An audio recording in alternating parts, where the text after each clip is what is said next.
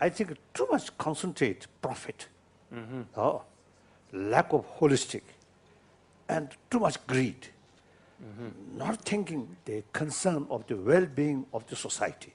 Yes, absolutely. I want to follow up a little bit on what Matthew said about vision. That is, it depends in part on what vision we have for our economics. We don't have to have the same kind of economics. People mention economics and they think there's only one kind. Economics that we have, market capitalism, is a model. It's one interpretation. But if we had an ecological economics, which puts more emphasis on just distribution and sustainability, rather than on a single individual, as in market capitalism, that can get all that they can hoard.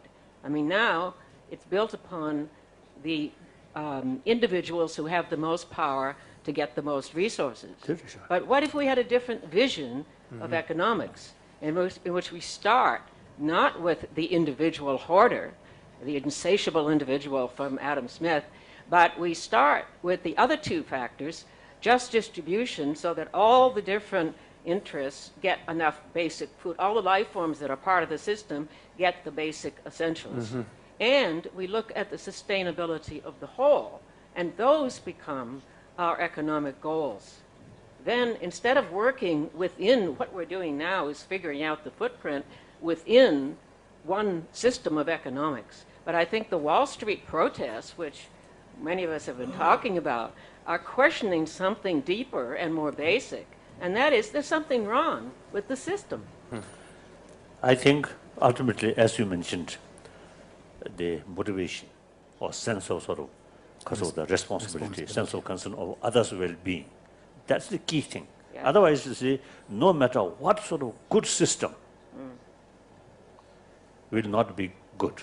Your Holiness, I agree with what you're saying. I remember yesterday you talked about Bhutan and Estonia as being different visions of how we might live. It isn't that one system that can solve the problem. It's that if we live within a vision that is a lie, that is different than the way, I mean, what we have learning from the sciences is that everything is interdependent and interrelated. Yes. But that's not the way market capitalism works. It works by the individual going by themselves alone and not worrying about solidarity with the others. So if we have a different, let's call it a vision instead of a system, we have a different vision, like Bhutan, then we have the possibility of individuals deepening their awareness and rising to the challenge and being dedicated the way that you have talked about, so that they're not, it's helpful, the whole vision helps them be better, right? Whereas market capitalism makes people worse. They become more and more jealous and selfish. You have to take care of the rest of the your community. So awareness through information, through education, I think led by not politician, not leader, but I feel again the scientist, a real guru. These problems are not just one individual's problem. No, one nation's problem. This is whole global levels of problem. So it is very serious.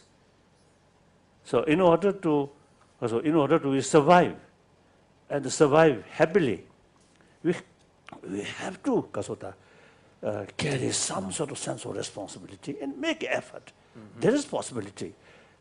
Watching the 20th century, much change, not by force, but by awareness.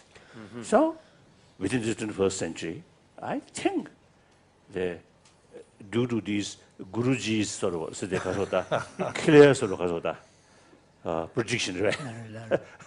Prediction was what way? Predictions. Predictions, I think really makes differences.